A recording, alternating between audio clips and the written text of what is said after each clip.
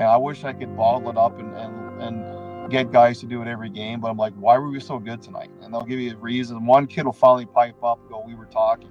I'm like, yeah, you can do every system wrong and do your forecheck wrong. But if you talk your way through it, you're going to have more success than if you do your system to a T and don't talk. That was the head coach and general manager of the Maryland Black Bears, Clint Mylmyok, and you are listening to the Up My Hockey Podcast with Jason Podolin. Just watch me now.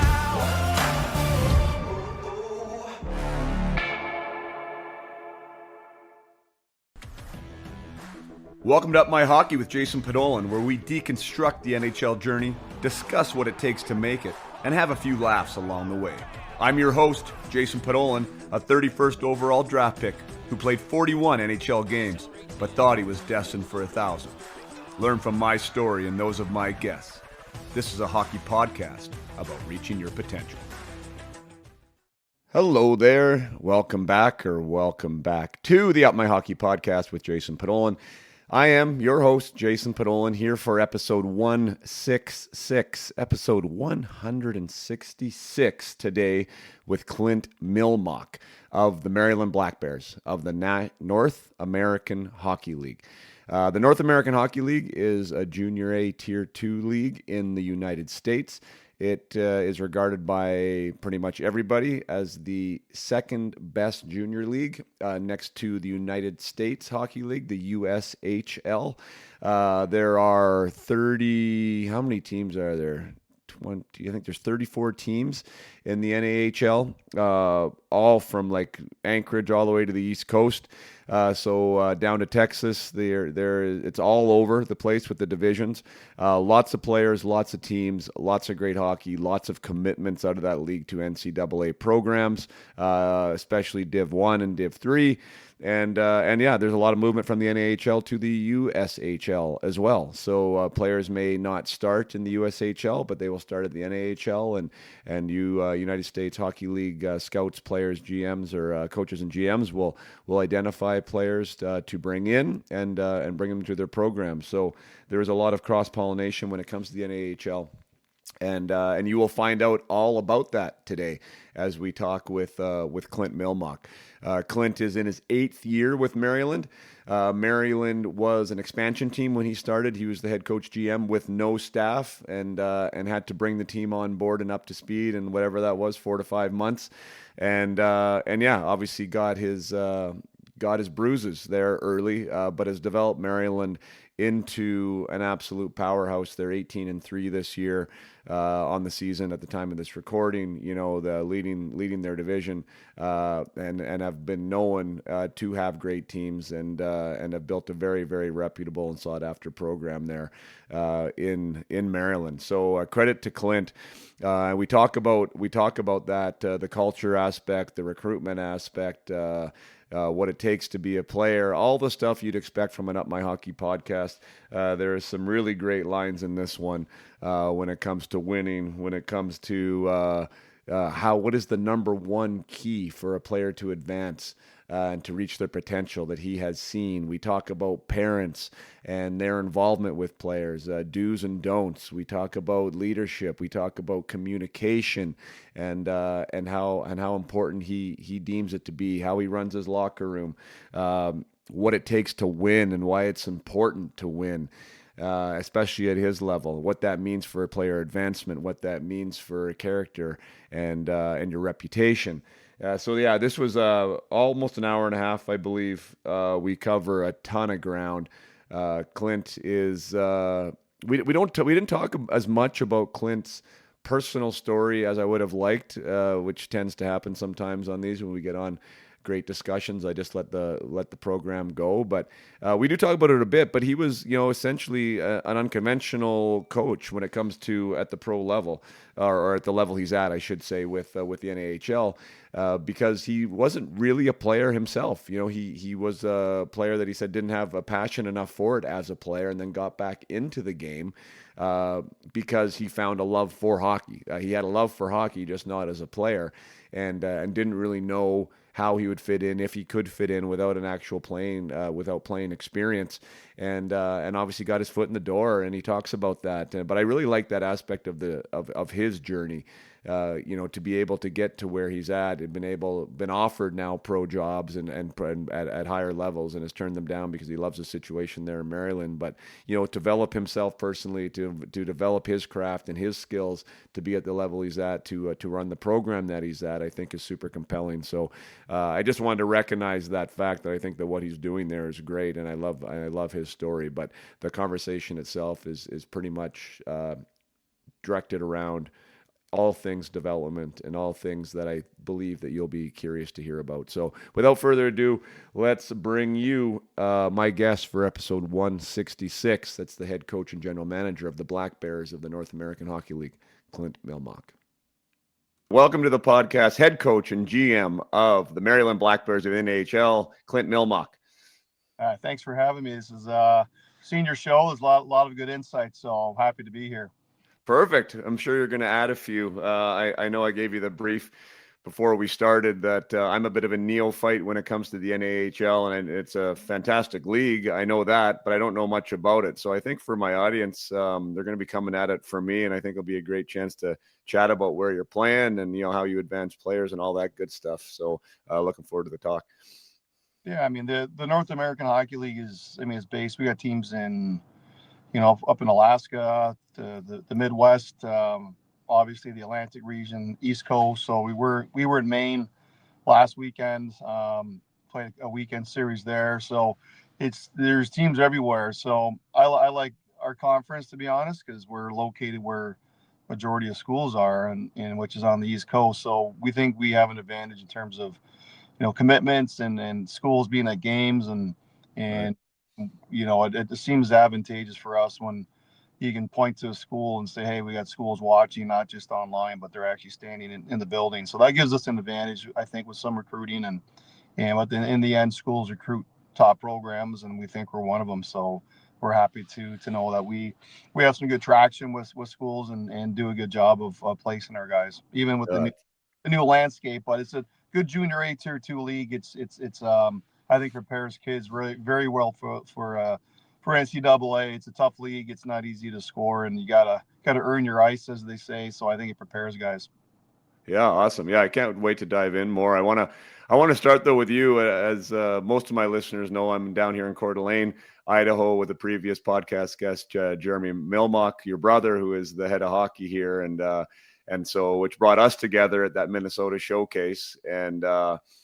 And yeah, I mean, in his story, I found out that he came up to Notre Dame as a young man and as a player and staying at the dorms, and you were with them. So maybe we can start there, like that pit stop or that journey up to Wilcox, Saskatchewan, and how that kind of formed who you are today and what you're doing now.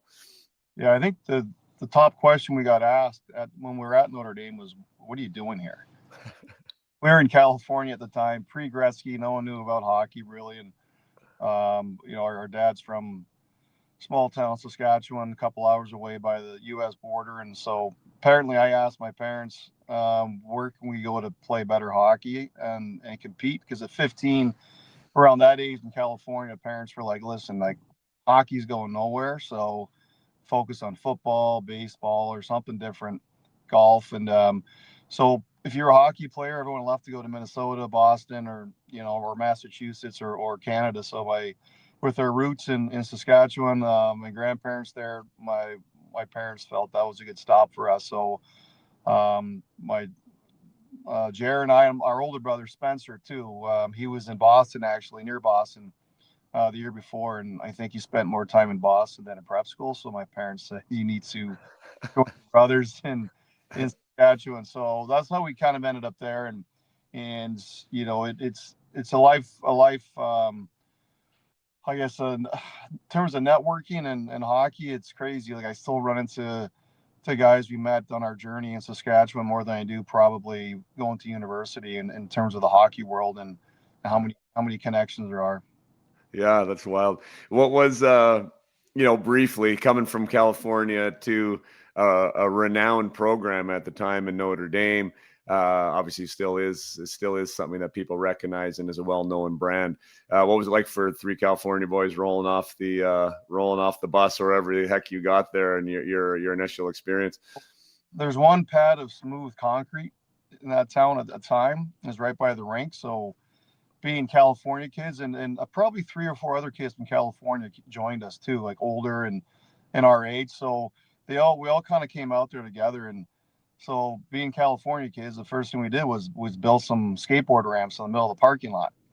And some old guy walked by and was giving us crap, saying, "What the hell are you guys doing?" And my older brother Spence kind of gave it to him and skateboarding like we did. And then it ends up being Barry McKenzie, who was the guy that coached all these NHL stars at our school, president at the time or principal. Ooh. So a lot of people would laugh at us going, it's funny, we went from the outcasts to the kids that came back from Thanksgiving or Christmas time, bringing gifts and selling them for extra cash. So a lot of guys are wearing Oakley and Quicksilver and Billabong surfboard. We had a culture shift in Wilcox, Saskatchewan, due to us, I think, at times. Oh, that's fantastic. But it was fun, like, you know, really seeing what hockey was too. I remember being on the ice with guys. So I think my first game in organized hockey there was like Frank Kovacs, Mike Sillinger, and Jamie Heward were on the same team. And I think so. I'm like, these guys were all first round picks in the Western League, and a couple were first round picks in the NHL. So like some of these guys had full mustaches. I was 16, 15. I remember just going, what do we like? How is this possible? So it was really touching in a hurry, like what it's like to compete, how heavy it was, and how much they're into it. I mean, it's a lifestyle, right? So we got a quick lesson in terms of what the players and the play was like, and learning how to navigate those bumpy roads. And it's not easy. You're leaving home and there's calls. Obviously, I don't want to be here. I'm sure we all had a couple of those, and yourself included, where you're not sure at a young age when you leave home. It's not easy. And luckily, we had an older brother there, and some other guys that we could kind of hang out with and confide in during the tough times. But I loved it. It was freedom for us at a young age. For whatever reason, I felt comfortable leaving home and wanted to, and having brothers there certainly helped. Yeah, 100%. Yeah, a lot of big decisions for families at that age. What's too young and what's not, and is the player ready? And you never really know until you're there, I guess. But it seems like the ones that stick it out are you get through those tough times, and it's some of the best times you'll ever remember. If you can get through it. Absolutely. I mean, that the answer from my parents were, you decided you wanted to do this, so deal with it, figure it out, and this is something you got to learn how to do on your own and figure out. You're not coming home. So I think that was kind of the message. My parents were always like that, though, when it came to coaches or whatever. Talk to your coach, don't talk to us. And they could have been that style of parent in terms of, maybe we'll look at somewhere else, but they never were. They were always like, stick it out, figure it out, have adult conversations at a young age, and learn how to navigate those waters. And you find after a while, when you're younger and do it early, like it's not that bad, and coaches respect that, and they enjoy young kids that have those mature conversations. I agree. Do you feel that's actually been a topic of the pod before, and since you bring it up, might as well dive into it. Like, how do you feel that has changed, if it's changed at all, with the players that come through at the ages that you see them at? I mean, roughly 18 to 20, I would guess, is the majority of your players. Is it parents calling in this day and age still? Is it agents? Are the players comfortable? I realize that it's, each kid is different, but just if you're speaking generalities, what do you see? So my first year coaching, I had a parent try and come up to me and say something about his kid, and I just said, "Go grab your kid." And he's like, "Well, no." I said, "No, go grab your son. Like he deserves to be part of this conversation. If you're going to talk to me about him and how we're playing him, this is going to be a group talk. So there's no messages missed." I got patience for it a little bit because it doesn't happen that often, to be honest. It's rare, but if it does happen, I want the kid there, and that way there's no messages that are misconstrued, or there's no drop message or half a message. And so I've had those talks with kids, and maybe since I've been in Maryland two times. I think one time I had my phone, I held it up in the air on the bus, and I said, "Why is your dad calling?" And kid was embarrassed. So we had an incident maybe one time before. I said, "You got to handle." I tell kids, handle your parents. Like they're not my parents, and I don't want to talk to them unless they want to know where the hotel is. I don't think it's right. I think you have to grow up and come to me and give me the respect, and or assistant coaches the respect that we deserve. We're not tyrants. We're fair. I call it firm but fair. Like I always feel like as long as they give a kid a good roadmap that in terms of how do I play more, get more ice, and then we can go to video and whatnot. Like we don't just say work harder. So I feel like we put in so much work that we're due that respect. And I think kids got to learn how to have those conversations, like I said earlier. So yeah, it's still there. You see it sometimes, man, but you see it in pro hockey too. Why do some players not make it? There's a lot of interference through family members, and at some point GMs will say the juice isn't worth the squeeze. So a lot of times they don't hear that. The players don't know why. They just get traded. And I think that in itself isn't fair. So I'd rather the players know this is what's going on and you need to handle it. And I've had that talks. I don't need to talk to your parents. I don't care if they like me. I don't need more friends. So I think the focus needs to be on you, but you got to handle it. And if they don't, then I mean, listen, man, it's a business, and I don't mind finding some kid a place to play, but I want them to know what the deal is and what's going on, and be really upfront about it. So there's no guessing. Right. Yeah. No, super fair. Transparency is king, I say, and usually is the best policy. The I think that's important for parents to know, though. Like I've coached long enough at the amateur levels here now with different players and different families that it makes the coach's job so hard. And I know it happens at junior too, where like the message isn't the same at home, or it's a different message. And then the player's conflicted, and, it doesn't help the player, or it's always a victim mentality, right? Like, oh, it's always this. And there's no accountability from home, which makes the player have much less accountability at the rink. Maybe just touch on that, like a message to parents. I mean, if you have one, about like how to guide a player right now, and how to do them the best service that you can as parents. Yeah. Uh, so obviously I got nephews that play, and at some point, they want some feedback from a different perspective. Like, hey, did you watch my shifts? And my first thing I ask is, well, what are your systems? Like, where does he want you to stand in D zone, a neutral zone? So the right off the hop, that's a conversation I have with kids about their parents. Say, listen, they don't know like our conversations. They don't know that when we do video, where I want you to stand. So if they want to get on a Zoom call and sit down and ask questions, I'm actually okay with that. So at least we're on the same page. And now I won't do it for everyone, but if it's that important to a parent to give you direction, at least let it be good direction. Yeah. Let them see the game through my eyes. Like I want you the player to understand what I'm watching through my eyes first of all. This is structurally speaking, not like in terms of their skill set. So but I want them to know like, hey, D zone, you're supposed to stand like this. This is our forecheck, be here. Now when it comes to creativity, then that's when I want to hear the player tell me like, here's what I'm seeing, here's what trying to do. And so now we're on the same page, and that's where I think parents are lost. They just see like, oh, he's not in the power play. I'm like, well, I have this talk with schools, by the way.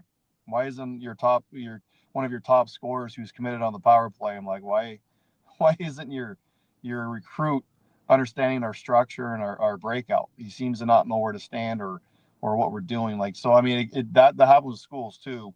So there's a lot to balance, man. It's not that easy. It's not for everyone. You got to have a thick skin. But we do try and provide like insight if they really want it, and that way, you know, it's funny when people call on the behalf of their player or their client, some advisors. I'll listen, and after a while, I'm like, okay, did you ask him these series of questions? One, two, I give him like five. I'm like, did those come up? Did their work ethic off the ice come up? Did they tell you they were late for video? Did they, or whatever it may be, right? And if they don't know, it kind of opens up their eyes to go, yeah, I'm just getting one side of it. And I think that's where patience comes in, where it's like we have to all understand like what the roadmap is, what the messages have been, and I always tell them like, listen, if the kid's not going to apply what we're telling them, then there's an issue, and you got to understand you can't just go off of what he's telling you. It's not fair to the coaches. And some coaches maybe don't give messages. I've heard those stories where what does he tell you, or what have you been told? Just figure it out, or they don't really give me time. So you hear that too. But I like to think when I sit a kid, or if I do sit a kid, we can go to video and go, you tell me why I should play you. Give me three reasons based on what we just watched. And a lot of times you'll find if they're really good at self-assessing, they're like, you're right, I got to fix it. And we just have like adult, mature conversations. And And like I said, it's a lot of work, but I really want kids to not guess and wonder what's going on and why they're sitting. I think sometimes you got to work hard with the kids that aren't playing as much maybe and help them understand what they need to do and be fair and give them a reason to be in the lineup, right? And with a lot of advisors, schools, parents, like it's like a kid when you recruit a kid and a scout tells me he wants to play in Maryland. I'm like, well, what does advisor say? Well, I didn't talk to him. What did the school say? I didn't talk to them. What did the parents say? Like the kids, it's not just the kids anymore. It's really a lot of people involved, which is fine. It's kind of the way it is. Yeah. With your philosophy there, which I admire and promote and condone and try to model, uh, where did you get that from? Because as you said, like not everybody is dialed that way, right? Not everybody does take the time or think the message is important. Like when did that become an important part of your coaching style and practice? Early on, I felt I used to do a ton of video. Like I didn't have a couple things I didn't have when I started coaching. I didn't have assistant coaches in junior. I had volunteers. I didn't have big budgets to like just get rid of guys and pay for a new player. So I guess what I had to do, I had to get inside their minds and develop guys. I had players that were, this happens every year. I've had guys that were close to being cut to being having to develop them or wanting to develop them, and they turn into one of our top players. So I think it comes from that a little bit. Obviously, your upbringing, you should have a little bit of say in how you handle situations, but also working in the business world, being an assistant coach at some point and sitting there and going, man, like we're, we're not doing enough for these kids. Or I do it differently. Like you get to really learn from listening too. And I think a lot of people aren't great listeners. So just being around hockey people, and I've had some good mentors and guys that when I work with them, they weren't too cool to get my opinion when I wasn't involved in coaching. I remember sitting at a bar with a GM who's in the Western League now, and I remember him asking me about line combinations. Like, why is he asking me? Like, but he thought I knew something because in our conversations he'd say something and I would counter it. I wasn't afraid to speak my mind. He's like, what? And he kind of look at me and goes, well, what do you mean by that? And then after a while, they start realize, okay, you know something, and they weren't afraid to get input. So I think part of that too is um, I guess utilizing the people around you as well and seeing how top guys do it. I think the best coaches and administrators aren't guys who want to talk the whole time and let people hear their voice. They actually want to listen. Yeah, I agree. Yeah, I love that. So the idea of having at least at the beginning of your coaching career, having, maybe some players that would have been cast off by other programs, you don't have a huge recruitment funnel. So you have to make the best with what's there, which is, utilizing the potential out of each player, which is something that I speak about all the time with my hockey business and the mindset training and stuff is like, how do we become the best player we can be, and that's sort of the equation that I'm proposing to anyone that I work with all the time is like, well, what's missing? Like, what can we add? What can we do? So sounds like you took that philosophy. I mean, from a coaching standpoint, one by necessity, but two, you saw the fruits of the labor too. Like that's really an exciting part of the process, isn't it? Yeah, you learn how to develop or enhance skill sets and get the most out of the players. Like my first year of being in junior A ever, we lost 9 games all year. I recruited my ass off, and I was always told the better you recruit, the better the coach you are, which is really true. And so we had a really good team. And the next year, I lost a lot of guys, lost all my top scorers, and we started like 4-1, then we lost like 8 straight. I mean, 8 straight. And as a young coach or first kind of second year coach, you're stressing every night. And then I finally just said, you know what, I got to really get to know these players and find out what's going on. Like, what's your problem? How do we fix it? And asking those questions with some guys, you see body language, they're just not into it. And so you have some heart to hearts. You learn how to talk as well. I think coaching youth hockey and young kids that don't really want to be there, and how do you make it fun? How do you get them to work? Is just as important is when you get to the NHL, you got to learn how to massage egos. It's not about because you can probably tell me more about that. But I don't think it's about X's and the O's as much as how do I get this guy to skate hard or back check through this, and you got a GM saying play this guy more, and I mean it's a lot. It's a lot of more so managing than it is. I mean every guy in the NHL knows what a forecheck is and a 1-3-1 and what you're supposed to do, but does he want to do it? And so that's at our level. It's not always that different. You're trying to motivate kids. And I always say, what's the carrot when you talk about players in your room, like in your office? Like, how do we get this guy to do something? And it's not just me. It's a question I ask my assistant coaches, and I think that's important too. Is utilize your staff and don't be a dictator. And I tell players like at some point on the bench, I got to be a dictator and just do what we tell you. But before that, like we want a lot of interaction with assistant coaches and give them some room to like also develop. And I tell you what, man, when you go on the ice and listen to a coach talk and the terminology, you learn a lot more than just being the guy talking. And so yeah, learning how to develop mindsets as much as skill sets, I think is really important because we try and find mentally tough players. And what does that mean? And I guess it means kids that we can push and motivate without pushing them out of the game. And there is a special circumstance these days on how you talk to kids. And you can't just be, barking at them and bitching at them. That doesn't work.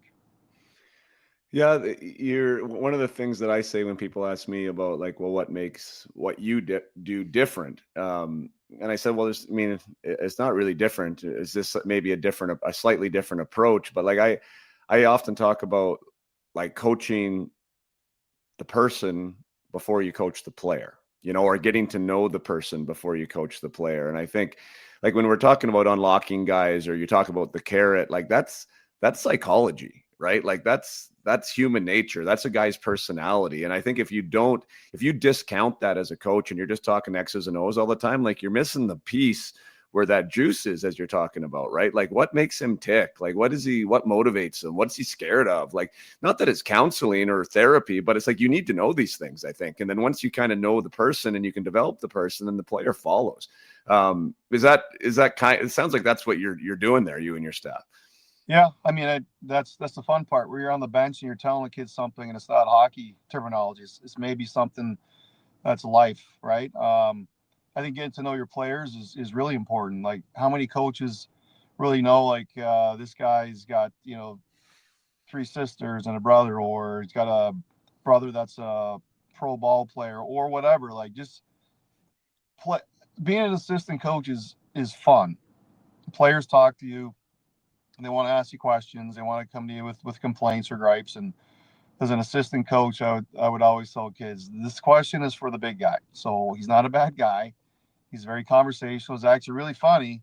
So like get to know your coach too. But I think it goes both ways. Like the head coach has to get players, and that's something I've tried to do a little bit more over the years. Is like really sit down with players, and when they come in the office, like bring them in and don't talk hockey. Ask them other questions. What did you do this weekend? What do you do for fun here in Maryland, even? Or do you flit? What are your hobbies?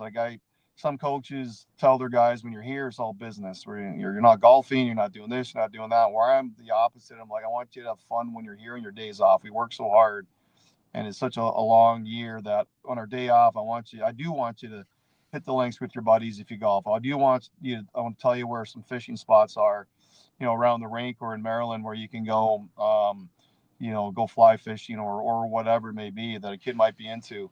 Um, Getting to know your players is important. I honestly found out one of my top players this weekend. His brother is like a pro skateboarder, and that hits home for me because I grew up skateboarding and surfing, and was part of our lifestyle growing up. So it's just the more you know about your players, the more fun it is, and the more you kind of they're not talking to you as you know someone that's above them or superior. Like I want it to be like I'm here with you, and yeah, I can't be your best friend, but I got to be someone that we can talk on many different wavelengths and not just coach player. I think that's boring. I think it's old school, and I don't think it's fun for players when you're just like talking hockey 24/7. Now I want them to be conversational in hockey. By the time they're done, I want their IQs to raise, but I want it to be um, a program where kids come in and and they can walk in my office and have a conversation. It's not always hockey.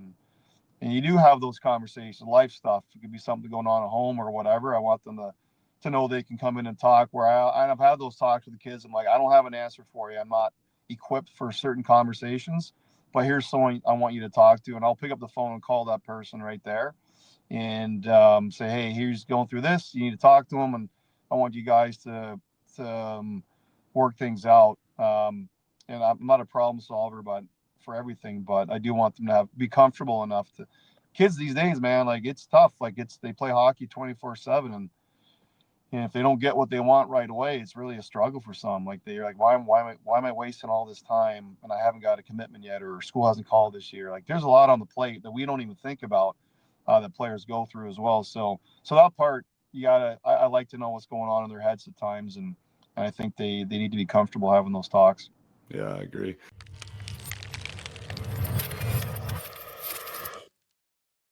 Take a short break from the conversation to tell you it is UMH 68 time. That is the Up My Hockey 68, the invitational event that is running throughout Western Canada this 2026. We have released the watch lists on the upmyhockey.com website. So you should get over to upmyhockey.com, go to the UMH 68 portion, and see what's available in your province. We are unleashing a female event in BC, in Saskatchewan, and in Manitoba this year. Different age groups on that. So get your eyes on where we're coming, who we are catering to, and get your names on the watch list. Another opportunity with UMH 68 is for people who want to be involved in it from a sponsorship category. Had some amazing sponsors last year: BioSteel, Elite Prospects. We had lots of involvement from local companies, and it was a fantastic 2025 season. But as always, we're looking to grow. One of the things that I take pride in with the UMH 68 is keeping the costs low for what the players get at our events. The value is so recognizable when you compare to other showcases, other events that go on. And for me, I don't want to raise the prices to match the value. I would actually like to lower the prices so it makes it attainable for every player that has earned an invite to get there.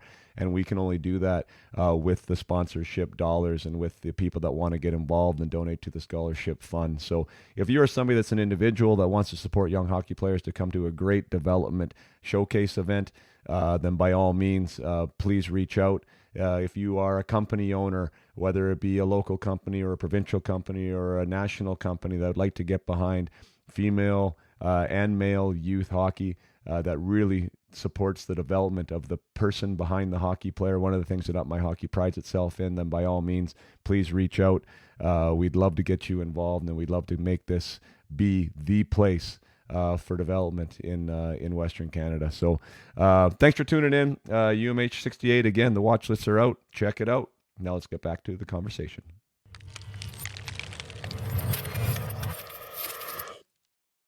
Well, let's flip it back in the player just quickly on that topic. Like I've had discussions with players before, right? They're going to a camp. Let's say they're going to a junior. Let's say they're going to your camp, and I'll be like, so what? Do you know what Maryland's done in the last 2-3 seasons? Like, do you know if they made the playoffs? Do you know anything about their team? Do you know anything about their coach? And 90% of the time, the answer is no, right? Like these guys aren't invested. It's not curious.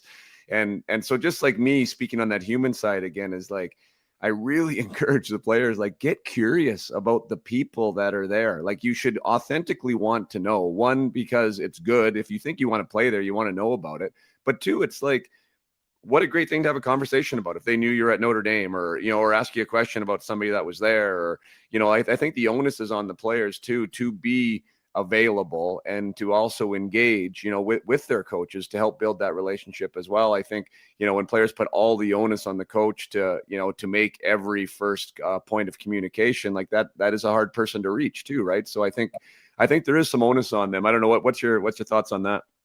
Yeah, we actually, when my players go on school visits, I'm like, what questions are you asking them? And they'll give me the standard ones, like, those are terrible. I'm like, get away from hockey, and like, what do you know about this coach? He played here, did this. Like, so I give them some insight, and I actually tell them, send me some questions. What do you want to talk about? And I'll say, well, how about these two? Add these two. I think that's more interesting for them when you talk to them. So I don't tell them everything, but I do tell them, don't be a dud. Right. Like, I have that conversation on the ice. I'm like, even on the bench, if players aren't talking, I'm like, holy Dudsville. Like, we talk about her shift. So I do bring that up quite a bit. Like, don't be a dud. Like, come on. Our bench can't, a quiet bench is terrible. We got to have conversations. So I think that part is important. And then, you know, absolutely.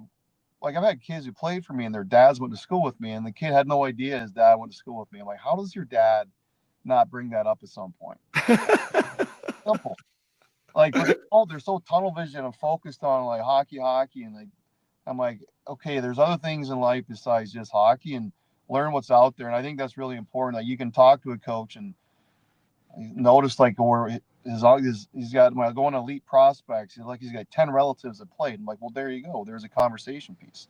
You Yeah. know, find out more, and it just makes it more interesting. Like, it's no different than investments. And if you want to invest in something, you should probably know about it, and do some research, and not just go, I like it because I saw one thing. Like, Yeah. you gotta make it interesting for the coaches too. And I love being challenged respectfully, obviously, but I like being challenged on different things, or being asked questions outside of hockey too. And a lot of players don't have that in them, or they're not taught. But I think that's real life stuff too, is how to be conversational, and how to not be a dud. Yeah, I love that. Don't be a dud. When it comes to you and going back to your playing days, like, you kind of had an unconventional route to, to being in the position you're at right now. Like, at what point did you turn off the hockey player aspirations and turn on the, hey, I want to be involved in the game, and let's see where it takes me? Yeah, the hockey playing aspirations, I enjoyed more of the off ice stuff. So that was, for me, I didn't enjoy it as much as you needed to, like, with the hockey side. So that was a pretty quick and easy exit, for me. And I went home when I was younger, and I was surfing and hanging out in California, and then I walked in the kitchen after a surf session, and my mom had like 3 applications for university on the table. I'm like, what's that? She's like, you're going to school. I'm like, am I? She's like, yes.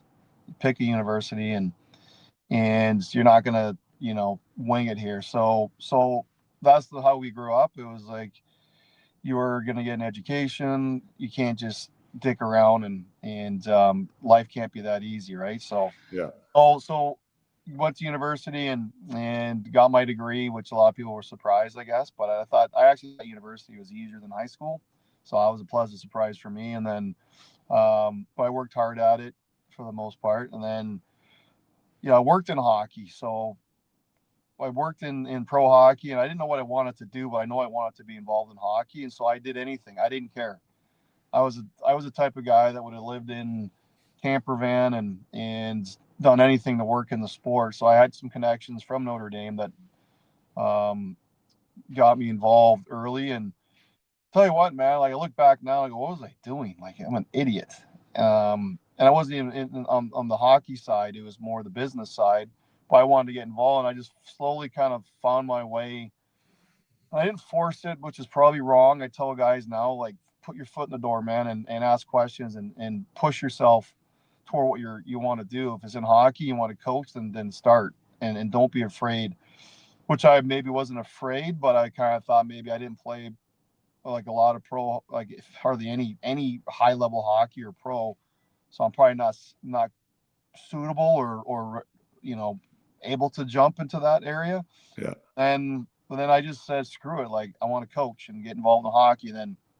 And so I had some more hockey operational stuff on the player personnel side. And then at some point, I just kind of wasn't making much money, and I was like, what am I doing? So I got out of hockey for a bit. And then Jeremy's the one who got me into coaching.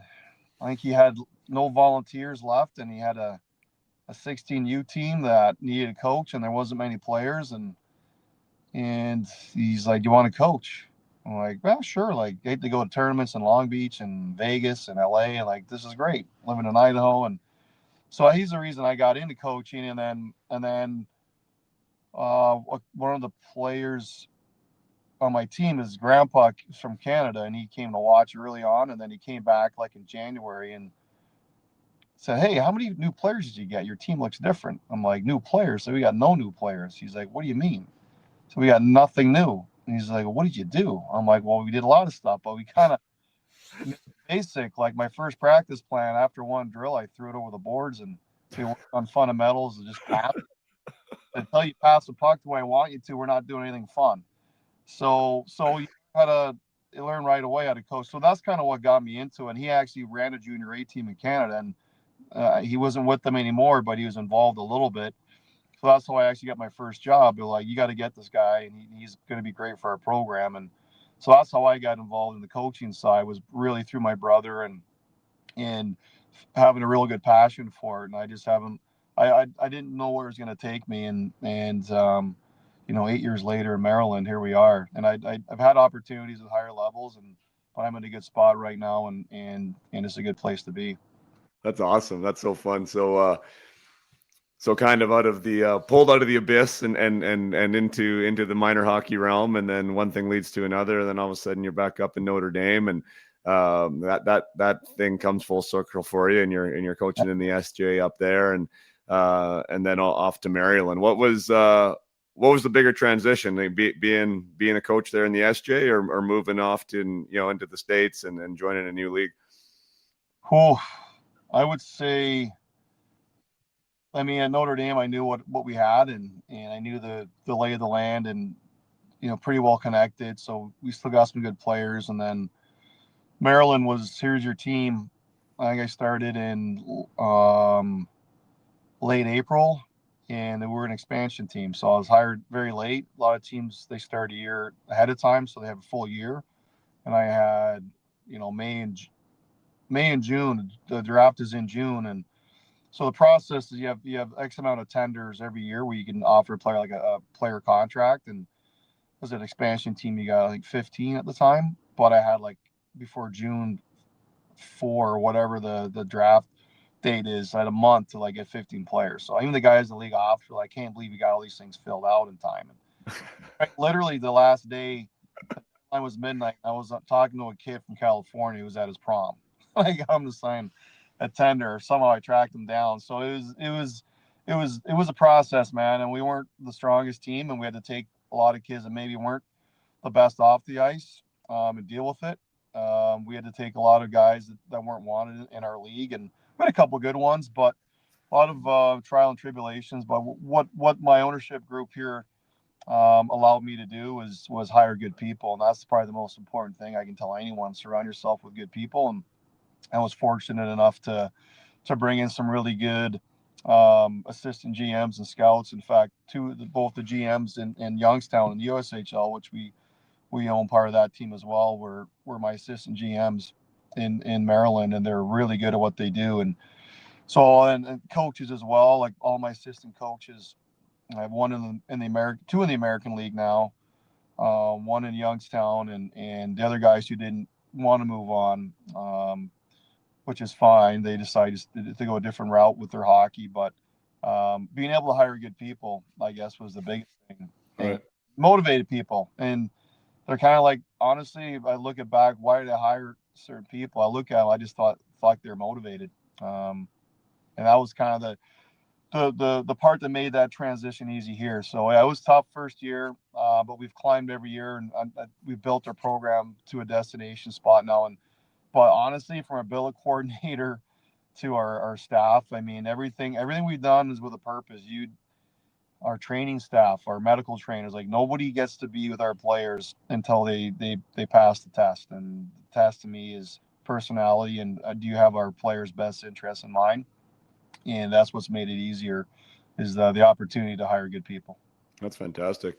So when did you mentioned the first year was tough? I didn't look up to see the record. I do see the record right now. I think it's like 3 regulation losses in 21 games or something. You guys have a wagon this year. Congratulations on that. But was there a point that you saw a tangible shift, like whether it was in the recruiting model or whether it was in a breakaway season? Like what was that moment for Maryland?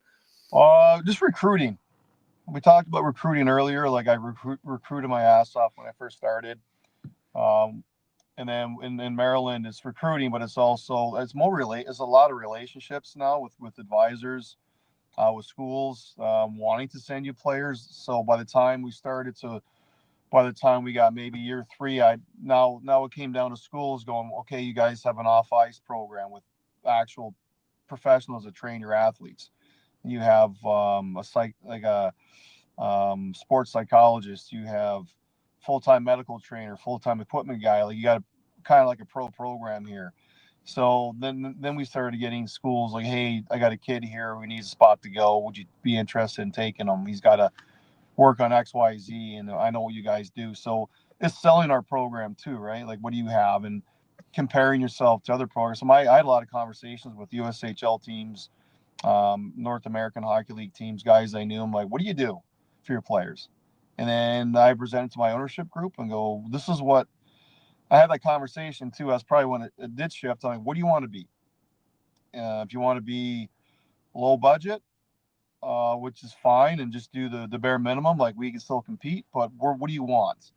Like, where do you want to take this? And they honestly said, well, we want to win. We want the Division One commitments. You want to be a place where kids are proud to come back to and visit. And I'm like, well, here's the things we have to do, and here's what other teams do. Some of the things I told them certain teams do is like, are they nuts? I'm like, yeah, they are. Like well, that's what they do spend.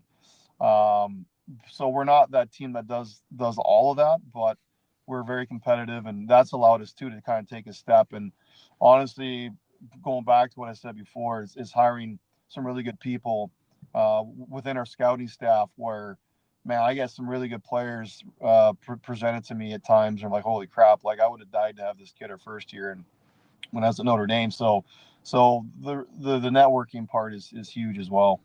Yeah. But that's where it was. A good ownership group, good people that we do have philosophy in how we recruit, where we find players, and the questions we ask players. So there is kind of a litmus test on who we're allowed to talk to or bring in, and even skate with us during the season. Sure. Our guys know like what I like and what we like, not just me. I used to be told, oh, this is a player you're gonna love. I'm like, why? Well, he's tough. I'm like, okay, but our team isn't 20 guys are tough. Like we got to have, our skill guys got to be, um, you know, tough as well, hard skill in certain areas, but I don't need them fighting and running around. So Yeah. we kind of came to a really good, strong agreement with our staff of what constitutes a good team, and compare it to winning teams at all levels, and from junior to college to pro, even the minors, the ECHL. I like to know what do they have on their team and watch them play and go, yeah, they got small ones, big ones, fast ones, tough ones. Like they don't just have one look, and some teams do that. We're big, okay, but some point you got to skate. So that's kind of how we've tried to build our teams, and but have the right personnel that can go out there and find those guys too. How much do you value the personality or I don't know what the right way to put it, but I mean, maybe, let's say the character. You mentioned like at the beginning, you sort of had to say yes to whoever was going to come there, and you maybe had some of the misfits and some of the guys that needed second and third chances. Is that something that you do value, or is that a high priority item on your criteria? Yeah, it's a big one for us. It's a long season. You're 8 months together on a bus, doing video and practicing, and so it tells some people like winning is really, really, really, really hard. It sometimes winning sucks. It's lonely at times for coaches, for players. It's not easy. There's a lot of sacrifice, and you need guys that and women these days, obviously in our game, that coach with you and train. Like we want them to all be in terms of what the process is. So yeah, it's character is huge. We're very demanding in terms of how we practice. Some kids that skate with us are blown away by how hard we compete. It's not 2 hours of it, but when we compete, it's compete. And then the expectations with leadership. I don't I don't I don't do all the teaching. I give my players a marker and say, go run video tomorrow. You're going to talk about X, Y, Z. We're not going upstairs as coaches. Like, you don't need our voice. So we need players that are willing to take on that task. That's the hardest thing, getting a kid to talk in front of his peers. But I've had captains like that before I get in the room. They're on the board with a marker, giving it to guys about, hey, our forecheck is this. Why the hell do we not have F2 in the right spot? Like, it's not that hard. We got to figure it out. By the time I get in there, I'm like, yeah, what he said. Like, I don't have to do. That's what I want. I want those types of kids where it's not just me. It doesn't work when it's just the head coach, and we've all heard it. And being a player, you play at higher levels. You probably appreciate when it's not just the head coach barking, like it's your captains, a leadership group that take care of or have the answers before a coach walks in, where the coach knows. I don't have to say much.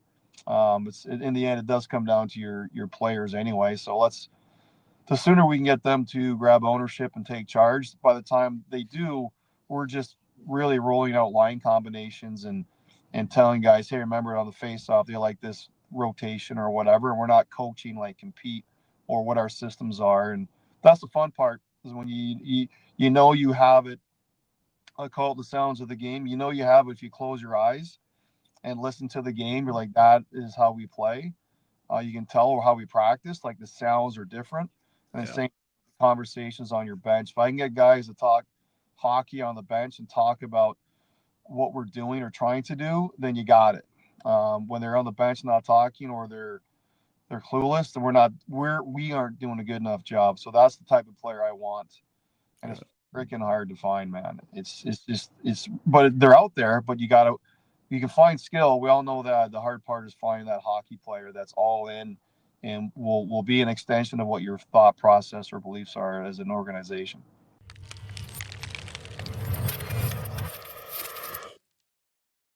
Going to take a short break from the conversation to remind you that Up My Hockey can work directly with your academy or your association or your team. We are doing that currently with the Thunder Bay Kings up in Ontario. All of their AAA programs are running through the Peak Potential Mindset Project and having coaching calls with me. It's been a fantastic experience so far for the group and for myself, and it really is a competitive advantage for the players that get to participate in it.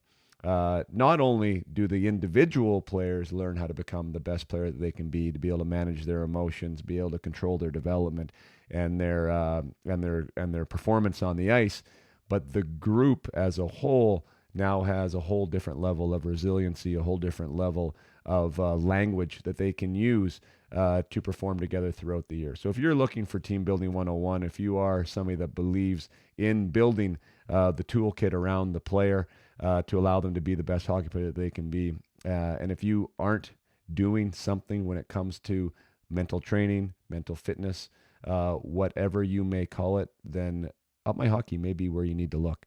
I do believe that the way that we offer the program, the curriculum involved, the way the players take the program, it really trumps anything that is out there, to my knowledge. The workshop format is dead, in my opinion.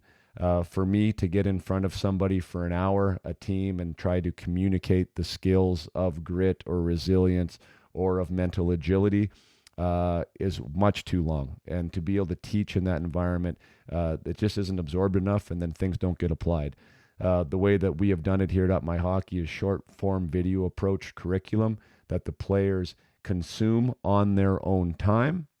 They do the assignments and their homework on their own time, and then we come together for a group call where the players engage with me and each other about what they're learning, how they're applying it, and what they're using.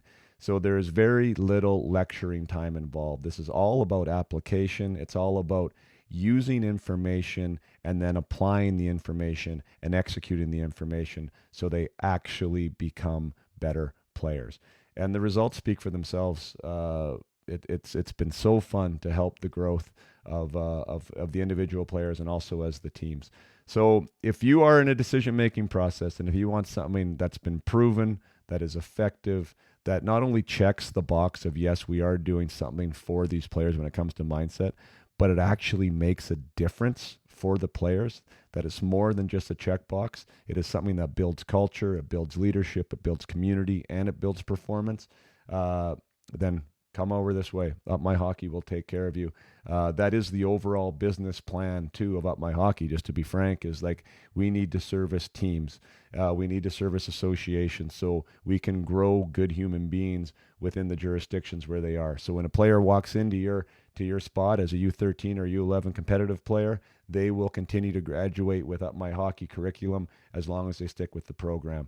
It takes a lot off the plate from the coaches. It takes a lot off the plate from the administrators. You'd be surprised how much fewer problems there are in general when it comes to a team format, because players are more easy or more readily available to deal with adversity and look at it as an opportunity. That some of the the headaches and things go away as well. So it really does conquer or solve a lot of problems, provides a lot of solutions. So again, we are open. We love to have conversations. If you are curious at all, look us up, jason@myhockey.com, or send in a contact form on the website. We're already a quarter of the way, halfway through this year. Sometimes these decisions get made a year in advance. So if you want to start the conversation now, bring it on. We're willing to have it. Now let's get back to the conversation.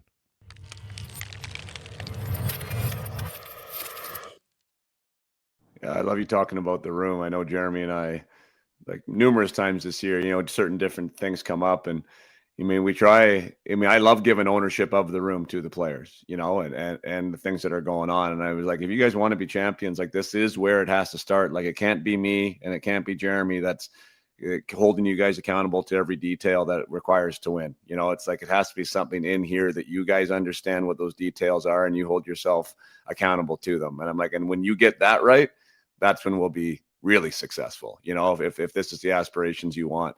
And it's tough as coaches sometimes, right, because that's a little bit of letting go, right? A little bit of letting go to allow them to find their place and their voice and their, and their growth as young men. But I really do think, like, that you nailed it on the head there. Like, that's where it has to happen, and that's where it has to come from. And when it does, that's when they're going to have a season that they're going to freaking remember too, because it's going to be different for them.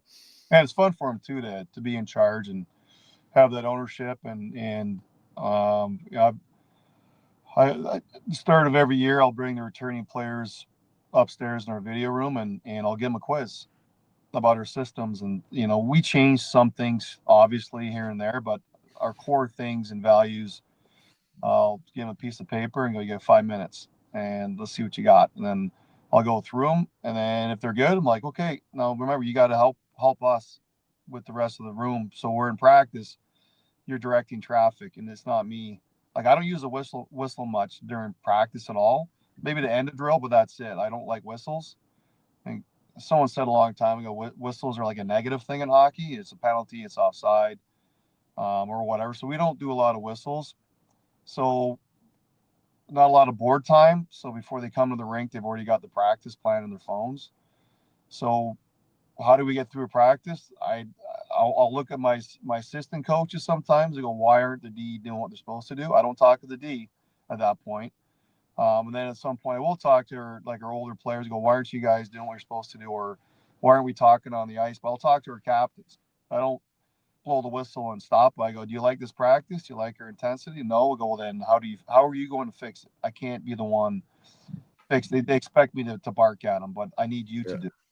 So there's a lot of that going on, like teaching them how to be a leader and take charge. And I think our last game, we had a little stretch where we weren't doing great. And so the first guys that walked by the office before Saturday's game, bring them in here. I didn't care if they were captains. There's 3 of the guys that walked in. I gave them the marker and said, here are 3 things I want you to focus on and talk about it. But we're not going upstairs. We're not doing video. We're not doing any chalk talk or at the board. Here's what you're going to talk about. And there's nothing I can tell you that you haven't heard. So go upstairs, have your little chat, and then do the things that we need to do to win and what make us successful. I just gave them 3 things that make us successful. I think we have to do every night, non-negotiables. And we won 4-0, and we had 16 shots on that. And that's kind of like, the account. And it's good for the players to know, like, it's not just the coaches. It gives them a little confidence too, right? Like, they'll need you at some point, but they don't need us every second of the game on the bench to tell them what to do. So I think the sooner they can learn how to be responsible and take charge and be a leader, the sooner you can do. I always say I want to get to phase 2 of what we're doing here. I don't want to be stuck in phase 1. We only get to phase 2 if you guys can do this on your own. When I realize and we think you can, then we're gonna have more fun to what our systems are, structure, or whatever we do as a team. Like, and this year, like, wouldn't be surprised that we're way ahead of where we were last year at this time. And that's what makes it fun, is the guys you have that are drivers and guys that are you need drivers on your lines, on your bench, but you got to have a bunch of drivers, and mentally too. You got to have guys that want that responsibility, and we feel like we've got a bunch of those this year. That's awesome. What are your non-negotiables? I mean, maybe not the three things that you gave those players, but is there things that just as far as a head coach and your philosophy and your culture go, that these are high priority items? Yeah, I always so. I mean, there's a bunch, but being relentless. I'm like, if you got 5 feet to go, get there in a hurry. If you got 20 feet to go, like get there in a hurry. Get to where you need to be to give yourself time to assess the situation before a puck comes to you. So being relentless is another one. Like, be relentless. If you're F1, be relentless. Don't get on your inside edges and do the old shoulder shimmy where you're trying to figure out how to get a puck. Like, be straight line, stick on puck details, and get there now. Like, make it easy for F2 and F3 and our D strong side D to make a read. So those are the ones for sure. Then the one thing I like saying is when you can show me a clip of your back check legs exceeding your forecheck legs or offensive legs, then we got something here. So I do it all the time. Bring me a video, show me when you're a good F1. Show me where you're in front getting pounded trying to poke in a puck. Show me a clip of you back checking where you're blown by guys and not getting behind them, reaching, you're like getting position. So those are things where those are definitely your back check legs got to be good, man. And it's really important to us as a program that we can show that on video, like where we do that. And but being relentless. The other one too is being a good teammate. Negative benches are not wanted or needed. So I always like, hey, you got nothing to say good. You can't talk. Like, got to be positive. The coaches are hypercritical at times, so I got to check myself and tell my assistants, like, tell me, like, give me an elbow or give me a look or say something between periods. But I'm hyper competitive. I want our players to be super competitive. So practices are really, really competitive. I want games to be fun and easy based on our practices, why they're so hard and competitive. But I don't know, being relentless to me is really important. Being a good teammate at all times, not just when I'm in the room. I always tell them I hear everything, and at some point it comes back to me, so you can't get away with it. We've had a few of those discussions this year. Be a good teammate. It's not like the old days where you rookie this, rookie that. It's totally changed, and I want guys to be comfortable where they're at, and I think everyone's got a responsibility. So I guess the other one too is room, bus, hotel, locker room on the road, like spotless. We get off a bus, nothing's left. I leave a room, a locker room on the road, nothing's on the ground. Hotel, same thing. And you'd be amazed how many people appreciate our program when we go on the road, and from the hotel staff to rink staff. I've had coaches go, "You make your veterans carry shit off the bus," and like, I don't make them. Like, they just do. Like, they've learned. Like, I unload the bus. They do it. I think there is a hierarchy a little bit, but I think it's not like the way it used to be, and which is good. I want kids to leave home and come here at 17 and be comfortable in the locker room, not dread walking into a locker room going, God, I hope he's not here today. I don't think that happens much anymore, but I want them to be comfortable. So yeah, being a good teammate is a big one. It doesn't mean you're a soft teammate. I mean, I want you to go on the ice and compete against your best friend and give it to him just as hard as you would your opponent. But after practice is done, like, we're good teammates. Yeah. Yeah, I think there's a fine line there that kids, kids, whatever age you want to put on that, have a hard time navigating about, positivity is something that I'm strong about, but it's like there is a time that you are able to talk to a line mate about, whatever, not working, not competing, maybe not seeing you for a play, right?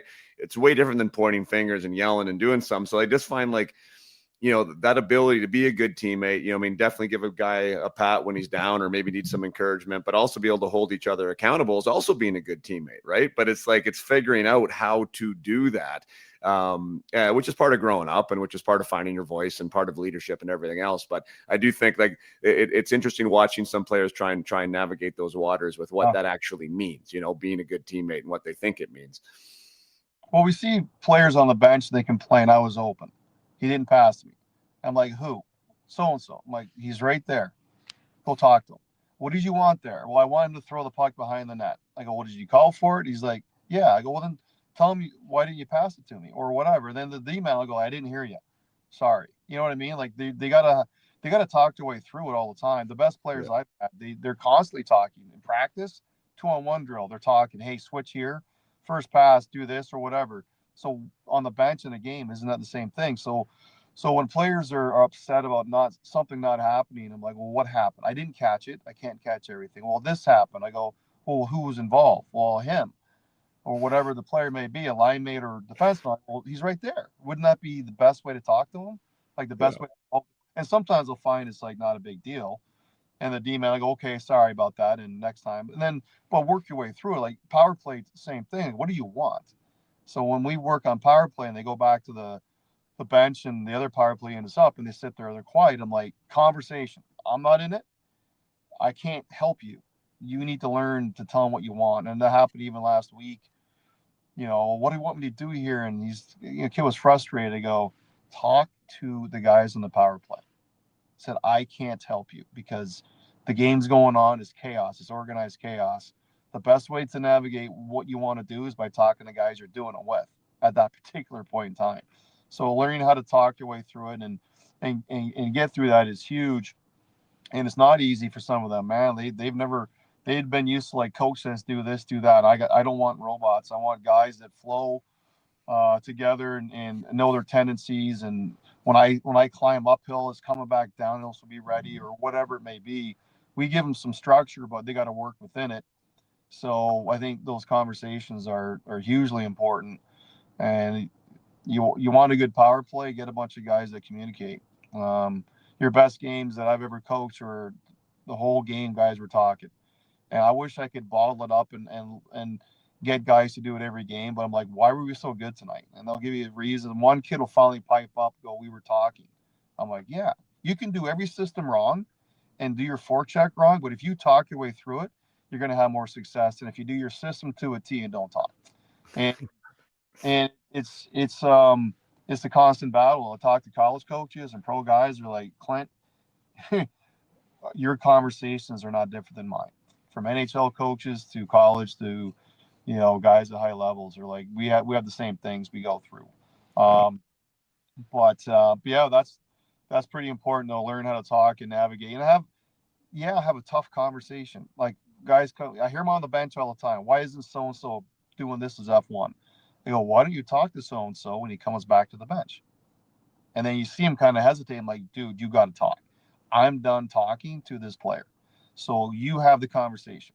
And the guy will come back, and then sure enough, they'll pipe up and say something, and they realize it doesn't hurt. And the guy's not taking offense to it. Sometimes they don't understand, maybe. I'm like, that's where video comes in. So if we have video on the bench sometimes, which we do, like, this is what he means. Yeah. Or periods, I'll bring them both in and go, this is what he's alluding to. Do you understand that? He's like, oh man, yeah, I get it. So that's what I mean by it's a lot of work, but we want them to be comfortable in those situations to talk and get through and not take it personal. Like, I'll listen, man, you got something for me. I don't take it personal. Like, I have players tell me, hey, they're rotating this guy off the face off. I'm like, okay, I missed that. Like, they switched it up on us. So I want guys who come to the bench with conversation pieces. I say that all the time. Like a quiet ice is an unconfident ice sheet. Right, Yeah. is the way I put it, because you don't either know what's going on, or you're scared to have direction and like tell somebody what's going on, to call a switch, right, to call the position, and I'm like, that's how you're going to learn. And I said, even if you call the wrong thing, right, like at least somebody knows where you're going. To your point, right, like you might not get the right forecheck, but at least if you go somewhere, someone else can read off you. And so I find that really wild, because like sometimes even like the verbose kids, right? The kids in the locker room that are talking all the time, you get them out on the ice and all of a sudden everyone's just quiet. And it's like one of the biggest things when you get a new group together. I'm like, guys, we got to be loud out here. Like this should be chitter chatter. I shouldn't be able to talk over you guys. And it's funny, right? It's like, boom, the game comes and it quietens up. But I mean, to your point, like, I mean, any professional team that I played on that was good was always loud and was always talkative and was always communicating. You're on the ice, you're talking the whole time. Every sport they'll tell you the same thing. Like the championship teams in hockey have a bunch of communicators, a bunch of guys that hold each other accountable, and they're all a microcosm of your thought process as a program on and off the ice or on and off the court, and they steer it. Like they're in charge of it, and they cherish it, and they live it, they believe it. Once again, like at the point where you're just saying, hey, you're up, your line's up, or you're talking about the other team now, not us, saying, hey, watch out for, they like stretching this out, or on controls, remember, like play inside the dot, whatever. We're doing that instead of coaching our stuff. That's what makes it fun when you're not coaching us. Our systems, we're coaching like what they're facing now. So now they're past the structural stuff. They're I guess playing hockey now at a high Right. level Yeah, and exactly. communicating their way through it. And yeah, it's funny. I'm like, you talk all day in the room. I walk in the room, you don't shut up, and then you get on the ice and you shut up like it's the wrong time. Like we got to push that up a little bit. But that's confidence too, and leadership is not taught a whole lot. Guys get C's and A's at young levels, and they don't really teach them why they have it, or do leadership stuff, whether it's books or meetings with their captains. And I love doing that with our captains. Like, hey, like what's going on with this kid? Like he looks like he's been down in the dumps a little bit, or he's not very talkative. Like, what's he like? Maybe pull him aside, or I'll ask him, hey, when you go on lunches, do you make sure like you sit beside a different player, new player, every time you guys do a team lunch? They do team lunches all the time after our workout, especially on Thursday. They like doing a little sushi lunch, dinner together, or lunch before a Friday game. I was questioning them like, who'd you sit beside, which new player did you get to today, and our captain is Owen Drury. His dad's Ted Drury that played in the NHL, and his uncle is obviously the Chris Drury and the Rangers, and that's something I think he does really well. He works the room in a way where guys are comfortable with him, and he's really good at everyone's important, not just the top guys. So that's what I think is really important with your leadership group is finding kids like that. There's not a lot of them that want to do all that. Like that's the hardest part, man. Is we can all do X's and O's, but that's like almost the least important thing when you build a team. That's just like one part of it. Yeah, The most important part is your room and your leaders. And I'm blessed to have the last few years some really good captains. that's awesome. Uh, I want to talk a little bit about you kind of extracting potential out of players, and then also like how do we flip that, and where do you find like what players have the most success in getting to where they want to go? I know people come to your program. I'm sure the vast majority there are dying to get a D1 scholarship. I would assume is the overall goal there, and maybe to eventually play pro.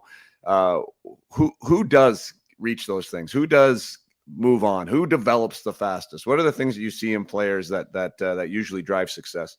They have a motor. Every practice, they're shot out of a cannon. Every drill, they're shot out of a cannon. Every shift, like you don't have to, you never have to say once, like, "Hey, where's your pace today? Hey, you're not working hard," or your question is he motivated today, or what's wrong with him? Like, just guys that are low maintenance. You don't have to push buttons; they just go. You're more directional. It's like the parents who ask all the questions. Like, well, have your son ask me. Like, it sounds like you want it more than him. Like, why isn't he asking me? This is in youth hockey, and then I think the same thing in junior. I relay all the messages to them. Like, who makes it? We do drills where you go over your top scores over the years that we've had in Maryland, and we talk about who do you think's playing college or D1, and they all go with the top score every time. I'm like, nope. I was like, this guy's playing every game, every night, because every shift the coach knows what he's getting. He's smart, but the best players that played in Maryland have a motor. I don't have to tell them to work out.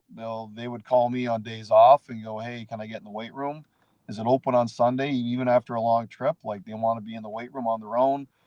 Um, they don't need a coach to push. They need direction. That's it. They need a map, or direction in terms of here are some things you can do, and that comes down to like who can I get in front of them, whether it's trainers or professionals that can help them on their journey to make them better and enhance what they are. But the motor is the big one. I've had a member of school call me once about another player. I'm like, what else are you looking for? Like, oh man, we need a guy that just wants to be F1. I'm like, I got a perfect one. This guy is our best forechecker, and if you watch him, he's our best backchecker. He's always getting up and down the ice. He competes his ass off, and so I just sent him clips of forechecks and backchecks. I sent him clips of being F1 on the forecheck and then blowing by guys on the backcheck when the puck got out of the zone. They're like, that's what we need. There's not enough of that, and ended up playing Division I hockey. So having a good motor, if you got a good skill set, that's great. But if you can't get pucks, what does it matter that you have a good skill set? If you can't win a battle or compete hard enough, that's another one. Compete. What good is it? Your skill matters not. Every school has access to elite prospects and hockey DB, and they know your stats. They don't talk to me about your numbers. They never ask me about stats. Hey, is he skilled or does he have points? They don't care. They see that. So what do they want to know? Schools want to know: is he coachable? Does he have a good hockey IQ? Is he does he get it? Does he know how to play away from the puck? That's another one. Youth hockey, the biggest struggles they have is they don't shoot hard enough, quickly enough. They're not strong enough to win battles, and they're not good on the walls. You know why they're not good on the walls? They don't need to be. And youth hockey, I watch youth hockey. I'm like, well, okay, why are they struggle so much at our level? What is it? I watch youth hockey, 18, 16s. I'm like, they don't have to be good. They get a puck and they skate away from a guy. It's just easier. Yeah. At our level, like you got a 6'2", 215-pound 20-year-old with a mustache, bearing down on you, and they're heavy. College, same thing. So wall play separates. Hockey IQ, obviously, a lot of skill. We can find skill. That's the least of my concerns. My concerns is he tough mentally? Is he coachable? Can I push him without palms up? Is he motivated on his own to be the best? Meaning, I guess, does he walk in on? We got some players this year where they're in early all the time. Before a workout, they're doing stuff. I see him. Not that I'm in the gym all the time on the road, but we get off a long road trip. I'll go in the gym and I'll get on the treadmill for a bit, or just exercise and do something. There's guys that are in there all the time, like working out, getting a workout in, and working their ass off. I'm in there laughing, going, man, I wish I had that when I was their age.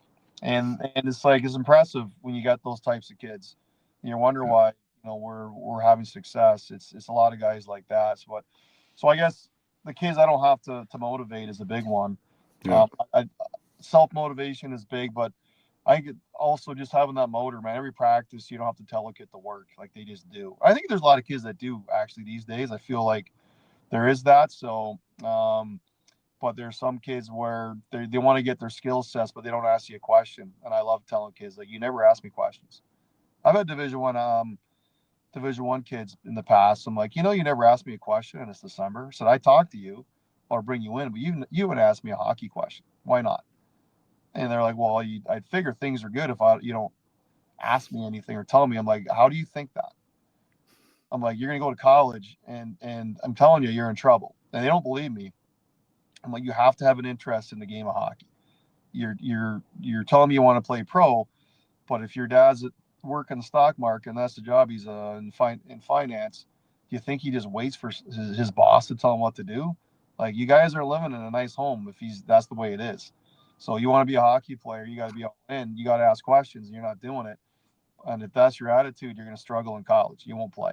And they don't believe me until they get there. And then within a year, they play 3 games or whatever it may be. So that's another one too. I like kids that are conversational, and it's not just asking questions. It's like showing an interest in the sport of hockey. Yeah, to me, yeah, like authentically curious about Yeah. the game, right? Like you need to be vested in it. There needs to be an engagement with it. I think players that really do take control of their development is one thing that I encourage them to do. Is like, you have a practice, you have a team workout, we have a team practice, we have a team workout. Like, what are you getting from that workout and from that practice that's self-driven for you? And what are you doing afterwards? Passion for all. Well, you had kids in the summer. I'm like, who do you work out with? And they're telling me, okay, I work out. This guy's in the USHL. This guy's in the CHL. This guy's playing NCAA hockey. And I'm like, how old are they? Well, they're the same age as me. They're all 6s. I'm like, so you do everything they do, right? He's like, yep. I go, so let's do the quick math here. You're in 06, they're 06s. They're all playing higher levels. And you do the same thing they do, right? Yep. I go, well, how do you surpass them? Well, what do you mean? Well, if you do the same things, but you're at this level, how do you catch up? And they start thinking about it. I go, what do you think I mean by that? And they finally, the light bulbs go off, like, meaning I should probably do more. I'm like, yep.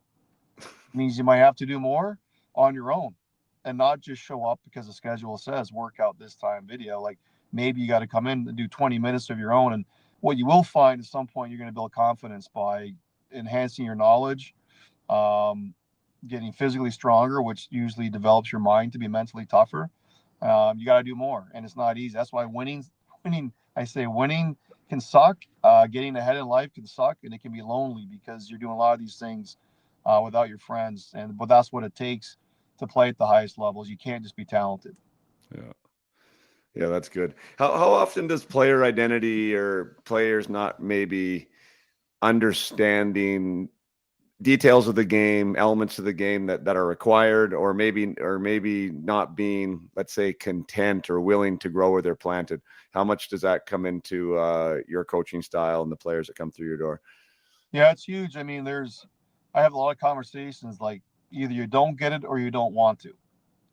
And those are two really bad alternatives. So what is it?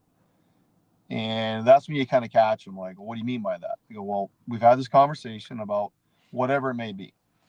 Um, it could be even like being on time, off the ice, whatever it may be. Turning your phones in. We have that process. So it's getting to know a kid and what motivates them, but also making them talk. Explain to me what you think. What do I mean by this? I have to hear it from you. It can't be me telling you do this, and then you leave because a lot of kids don't want to talk, man. They want to listen to you and leave the office. I'm the opposite. When I do video with the kid, I'm like, I'll pause it. Go, what do you see here? Talk, or I'll let them have the laptop and I'll like run it, and you tell me what you see. And for me, I can take a 30-second clip and I can make it 20 minutes. It ain't that hard. But for them, I want them to explain to me. I got to know how they think. So then it comes down to, do you understand what I mean and why I want this, and explain to me what I'm saying here. And then when they can do that, at the end of it all, you want them to be at the point where, so now we have an understanding of what we're trying to do. Yes, and I feel confident that the kid really does get it. And then next time we do a video, we can come to an agreement of, why'd you sit me the last 10 minutes? Well, why do you think I sat you? Was it the one shift? Like, it was never one shift. It's a pattern. Like, there's patterns of the game. There's patterns to your game. There's patterns to a lot of things. So you enhancing your strong patterns of the game, or enhancing the patterns we're trying to kill? Like, there's certain patterns we got to get rid of, but they're still there. So either we're not wanting to fix it or we don't know how to fix it. If you don't know how, ask me how, and then we can work at it. So that's where passion comes in too, and like really wanting to understand it.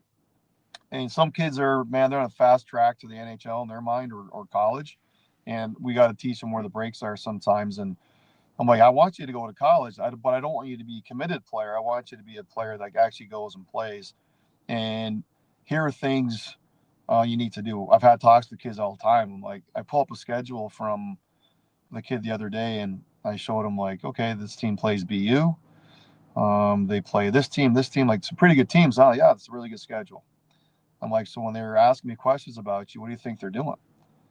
And I'm like, they're foreshadowing. They want to know if you're here and it's 2-1 against BU and they're winning, you're not gonna, hit the blue line and toe drag a guy and lose it.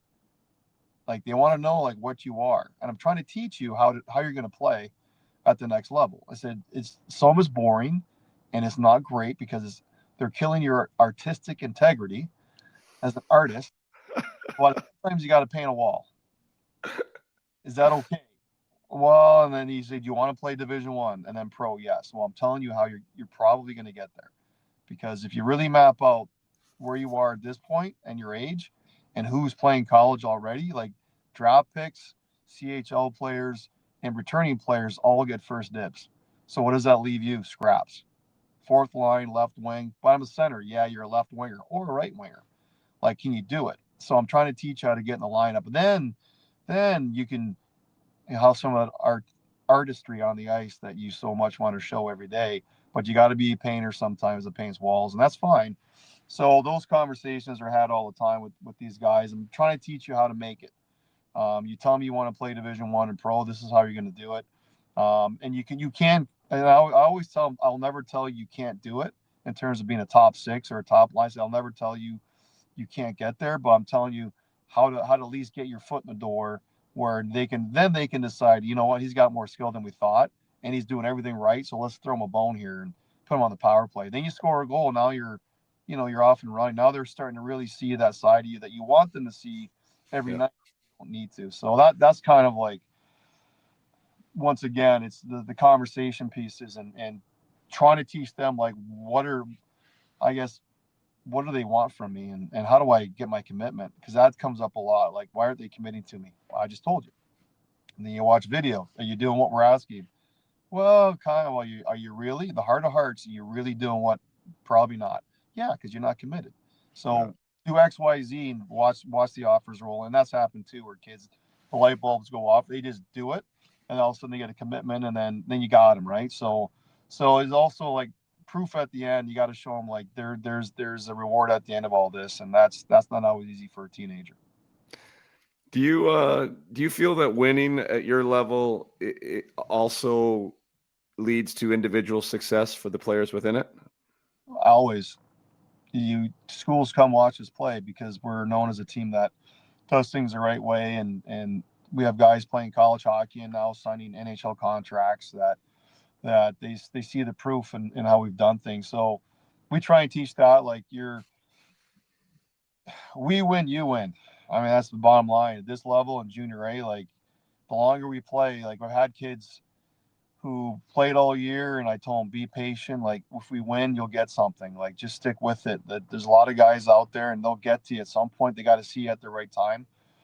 And they somewhat believe it, but I got stories, man, of guys. We go to the Robertson Cup and we're playing in front of every single school, and they're like, "Wow, he's actually pretty good." I've been selling them that he's good, but they didn't realize how good. But they get to see him like 3 games in a row. They're like, "Yeah, that guy's legit," and then they get something. So having a good team definitely helps. Um, Points, you got to produce. That's part of it, but like your points don't get you in the door. I don't think. I think you see guys your level and in the Coeur d'Alene. I watch some kids that I think they think they're goal scorers, and I'm foreshadowing going, he ain't going to be a goal scorer at the next level, whether it's Western League or Junior A. But he's going to be he can make a living being a good third line guy, or if he does everything right, then he'll get his chance to score. But I think points are too much brought up by families and even advisors too. They'll bring up, oh, we got to put up points. I'm like, yeah, he's got to produce, but if he produces enough, but he's a everyday player, that's important too. But Yeah. Getting back to your original question, yeah, I think we win, you win when it comes to individual stuff. Yeah. Yeah. And programs want that. I mean, and it's, I think the players that haven't won anything don't know, and the younger players don't really get it either, like how freaking hard it is to win. And so once you appreciate how hard it is to win, and that group of athletes was able to get to the cup or the fourth round or whatever the case may be, win a championship, it's like, well, this guy now gets it. And that's the type of person that I want to have in my dressing room, in my on my bus, right? Like, so that's the part that guys discount. And then when they'll also maybe discount the role in that winning scenario. And we all know how, you mentioned a third line guy. There's absolutely nothing wrong with being a third line guy anywhere, let alone on a winning team. Guys need that.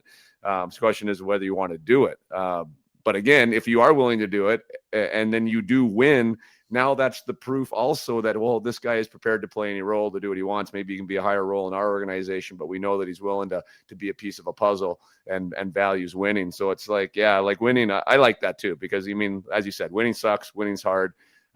It's tough to do. That's why not everybody does it. And when you're able to teach that to the players, like, boy, that follows them. Winning follows you. Yeah, we have the talk all the time with guys, even power play stuff. I like being the left flank downhill shooter. I'm like, yeah, but our one of our top players is there. It's like, you don't like tap-ins from back post? Like, what's wrong with that position? I'm like, I can put you in that role, but it'll be on the other unit that gets 20 seconds of mop-up duty. But you can have it, or you can be where we think we'll have the most success. I think you would enjoy scoring, wouldn't you? So, I mean, there's a bit of that too. Yeah.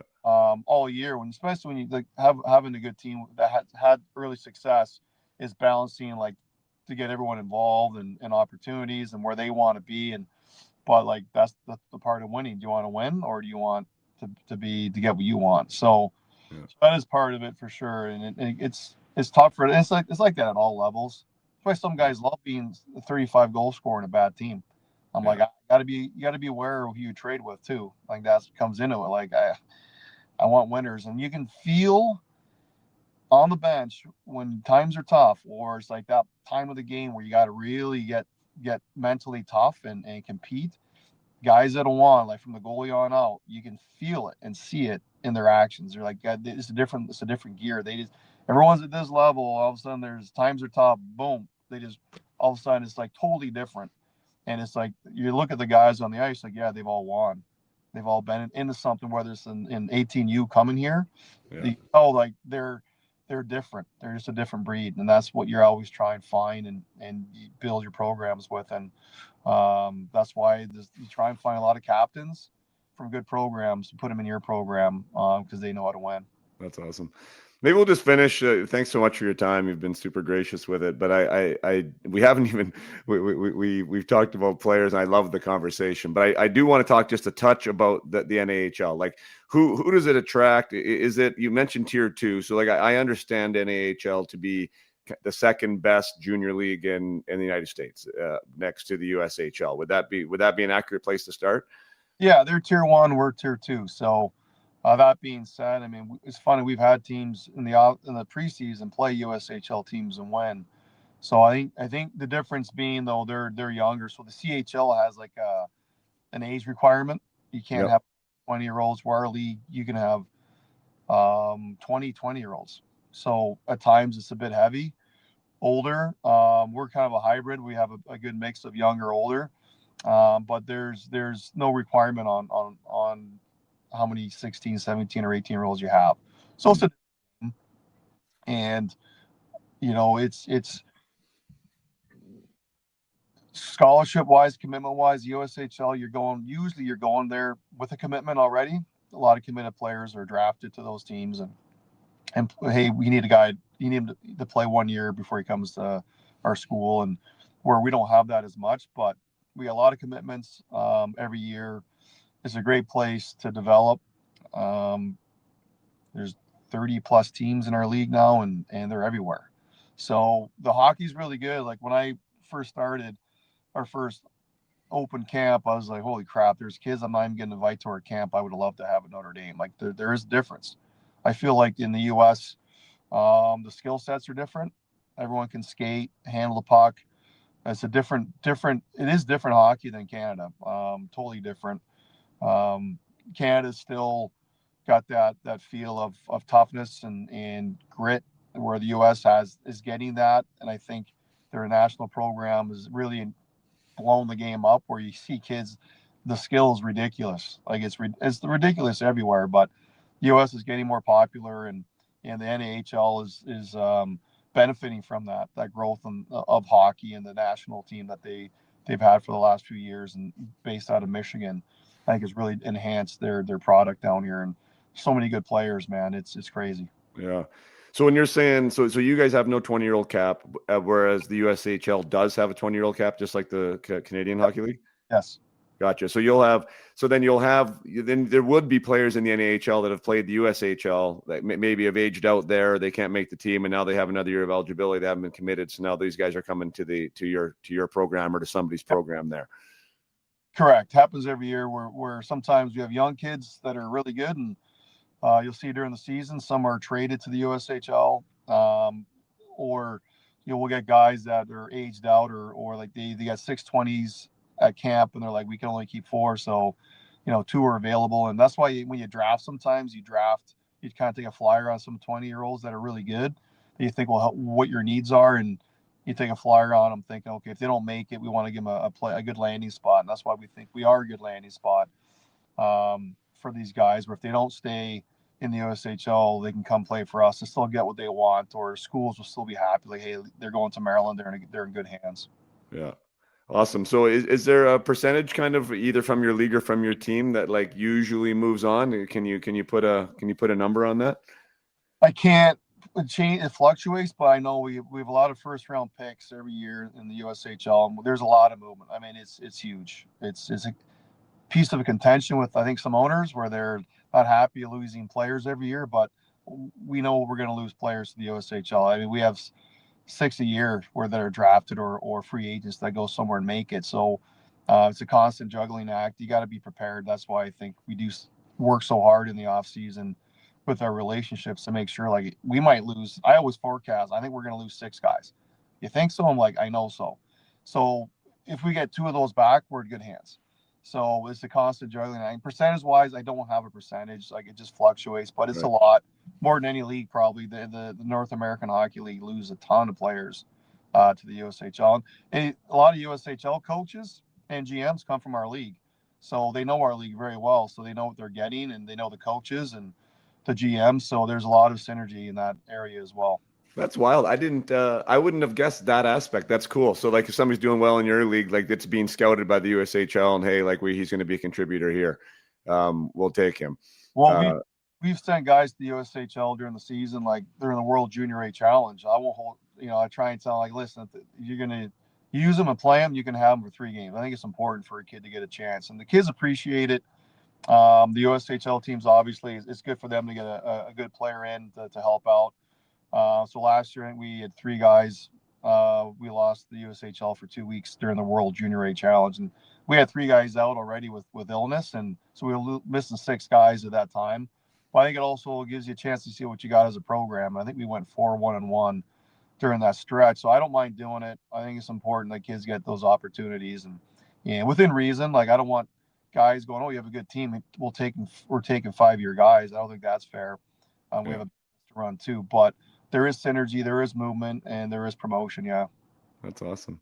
That's great, man. Well, I really appreciate the chat. I'll let you go. I know. Clint took the time to sit in his car with us here today, guys, because he was halfway between locations. So I really appreciate you doing that. Hope you have a comfy seat there. It looks like you're. It's comfy car, man. Yeah. It's all good. Well, I appreciate your time, Jason. It's great talking to you. Like I said, I like watching your podcast. There's a lot of good insight and best of luck moving forward with this and also in Coeur d'Alene. Yeah, we're having a blast. I Things are noticed that. starting to come together. Yeah, it's been good. So it's been fun hanging out with Jeremy, and we love the area. So it's been a great Yeah. move, and yeah, hopefully more good things to come. So same to you. Same, best of luck to your guys. Like I said, you guys are off on a heater. Looks like you got a great team there this year. So go chase those championship dreams, and we'll be keeping track of you. All right. Thanks. So thank you so much. Thanks, Clint.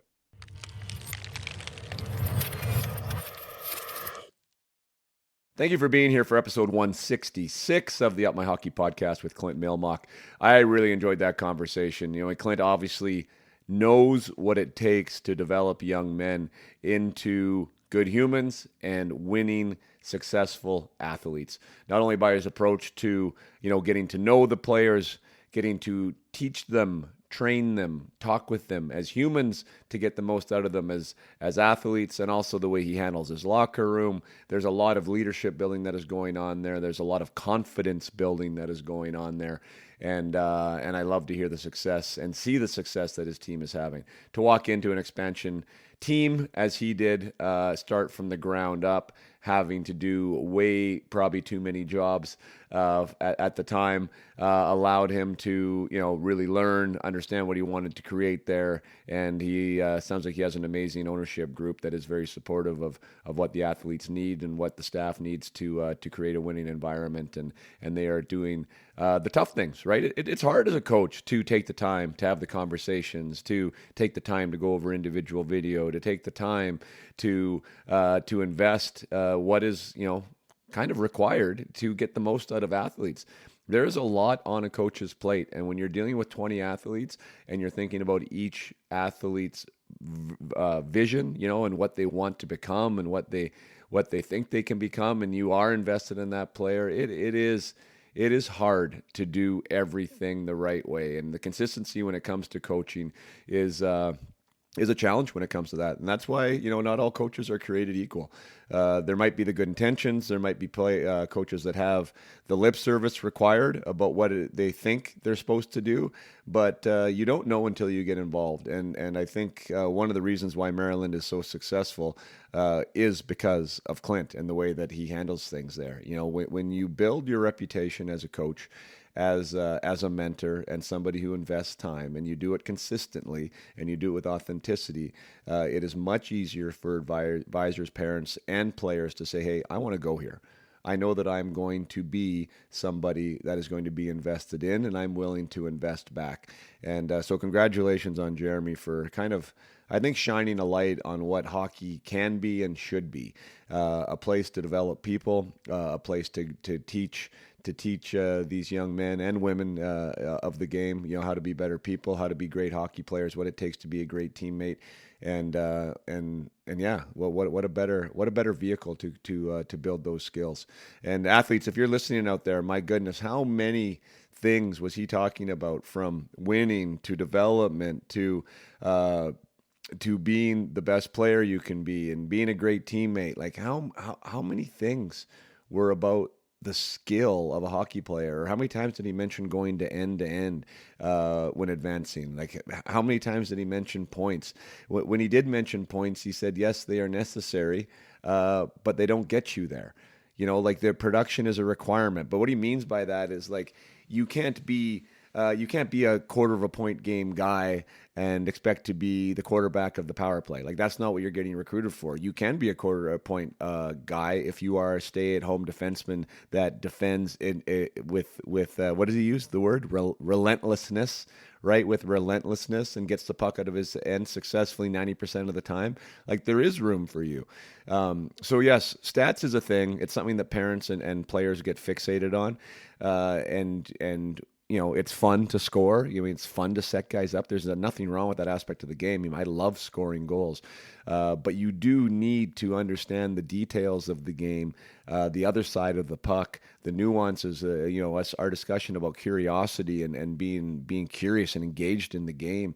These are the things that allow you to get your foot in the door at the next level, on the next team you want to play on, whether that be junior level or NCAA or pro, or even the AAA maybe program that's in front of you right now. Be somebody that does more than one thing, and to do that, you need to be have a motor, as Clint said. You need to be curious, as we said. You need to have a passion, and you want to be the most well-rounded player that you can be. That is a surefire way to get you opportunity, to allow you to open doors. Like, as he said, in an NCAA program, when you're stepping in there, you're going to be fourth line left wing, even though you think you're a center and a second liner. The question is, can you do that? The most important thing at the beginning is getting your foot in the door, so you have an opportunity to establish yourself, and then you grow from there. But the requirements of that player in that position aren't probably what you've thought about, or what maybe you enjoy doing right now. So if you want to play hockey, just go play hockey. I encourage everyone to play hockey. I think it's an awesome thing to get started with. But if you want to be a hockey player, you have to start thinking about things a little differently. And I thought that conversation was an awesome one for anyone out there who actually wants to be a hockey player. So until next time, you guys play hard and keep your head up.